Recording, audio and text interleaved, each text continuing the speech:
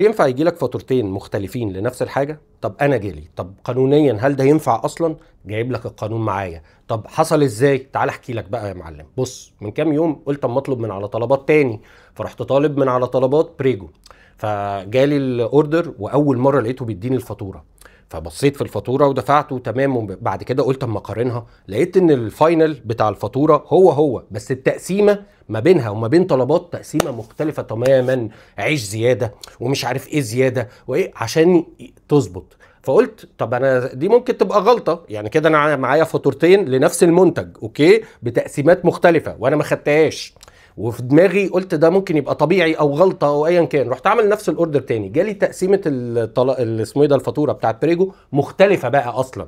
يعني انا عامل نفس الاوردر من على طلبات، وبعد كده جاي لي فاتوره تانية من على بريجو الفاينل زي ما هو، بس حاطين بقى ايتمز بمزاجهم، يعني حاطين 40 جنيه دليفري وحاطين طلبات. طب حضرتك هو طلبات دي ايه؟ يعني أنا بجد والله مش مصدق. بس ده كله انا قلت برضو انا مش فاهم يعني ايه فاتورتين لنفس المنتج، فقلت اما ارجع للقانون، وقلت برضو هحطه لكم كده ايه على جنب عشان تقدروا تراجعوا القانون. فهقرا لكم عشان انا بصراحه مش حافظ القانون قوي يعني لسه. بصوا يا جماعه، في قانون العقوبات المصري رقم 58 لسنة 1937 المادة 336، يعاقب بالحبس كل من توصل إلى الاستيلاء على مال الغير بالاحتيال بإيهام بواقعة مزورة. هل ده حصل؟ لان حضرتك انت بتديني سعر مختلف على الويب سايت غير السعر اللي في الفاتوره دي، ومعايا فاتورتين باسعار مختلفه لنفس المنتج. طيب، وهسيب لكم الفواتير برضو، هطلعها لكم في الشاشه عشان تقدروا تشوفوها، وهسيبها لكم في البحث. طيب، في برضو قانون حماية المستهلك رقم 181 لسنة 2018 المادة 4 بتقول ايه؟ للمستهلك الحق في الحصول على معلومات صحيحة عن طبيعة المنتج وثمنه. طب انا دلوقتي عندي معلومتين لثمنه لان هو مختلف، 200 حاجة و30، والناحية التانية 200 حاجة و40 حاجة كده، او 200 حاجة و70. وبرضو حاطط لكم كل الحاجات دي موجودة في البحث. طيب، المادة 9 بتقول ايه برضو في نفس القانون؟ يمنع اي اعلان او بيان من شأن ايهام المستهلك او تضليله. حضرتك انت مديني اعلان فاول ما دخلت على الابليكيشن بسعر تاني اصلا. طيب، رقم 10 اللي هو المادة رقم 10، يجب على المورد إصدار فاتورة مطابقة للبيانات الحقيقية للمنتج. طب حضرتك دلوقتي أنا معايا فاتورتين فلازم يبقى فيهم واحد كذاب، دي ملهاش حل يعني. طيب، في بقى حبة حاجات قوانين تانية برضو يعني ايه القوانين دي مش طبيعية والله العظيم، زي ما يكون هم بيكسروها قاصدين.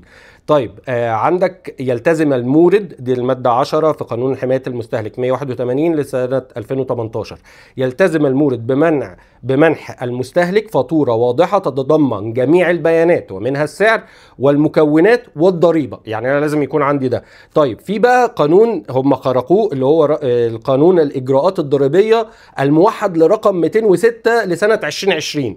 ده بقى المادة 37 دي بجد والله توديهم في 60 داهية.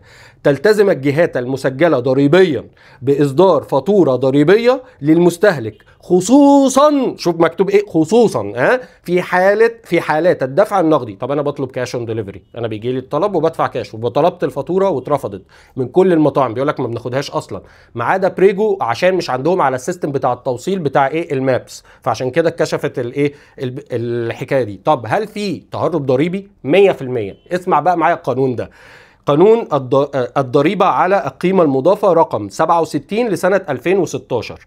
يجب أن رقم 13 المادة رقم 13، يجب أن تعكس الفاتورة السعر الحقيقي للسلعة أو المنتج. والنمرة 60 المادة 60 دي بقى اللي هي كأنها بتتكلم عليهم، التلاعب في الفواتير يعد جريمة تهرب ضريبي. ده 100%.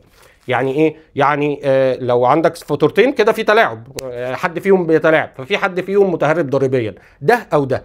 هل الغلط بيعود على واحد فيهم؟ لا، على الاثنين. انا طبعا حطيتها لكم في البحث، انا مش راجل قانون، بس انا حطيت القوانين وقوانين بالعربي وكلنا نقدر نفهمها.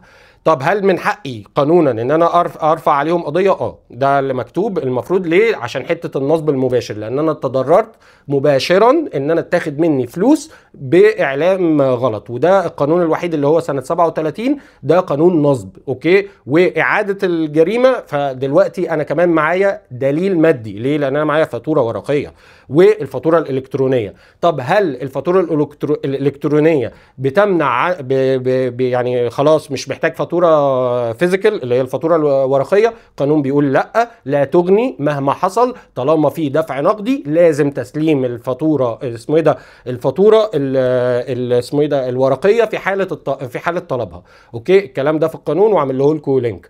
طيب هل يعني انا بتمنى ان حد من القضاء، مش محامي لان انا اوريدي سالت محامين وكلهم مجمعين ان دي طبعا كارثه، فانا عاوز فعليا ده اللي انا محتاجه، حد من القضاء بيفهم واشتغل في الحته دي، لان انا عارف ان القضاء كل واحد بيشتغل في يعني مجال معين، واشتغل في الحته دي ويقدر يقول لنا اذا كان ده صح ولا غلط ولا احنا فاهمين غلط، لان ممكن حاجه احنا مش فاهمينها، بس دول قوانين كتيره قوي وهم خرقوها كلها، ومعايا دليل مادي اللي هو ايه، فاتوره ورقيه بتقول ايه، ان السعر مختلف عن الفاتوره الالكترونيه اللي هي موجوده على ايه، على ابلكيشن طلبات، طبعا واخدها سكرين شوت خلاص يعني.